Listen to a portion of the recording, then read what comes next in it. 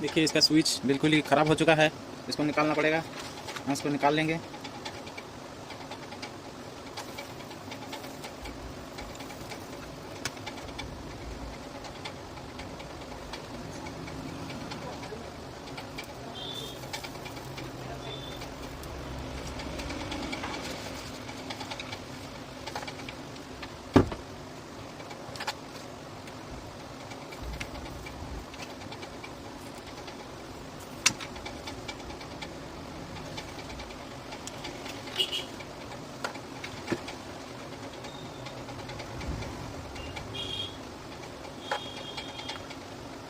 ये स्विच थोड़ा ख़राब हो चुका है, उसको चेंज करना पड़ेगा।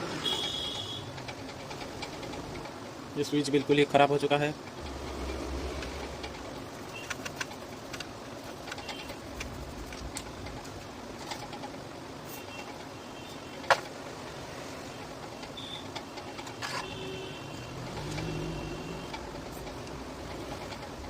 देखिए ये 2 कैपेसिटर भी ख़राब हो चुके हैं, उसको चेंज कर देंगे।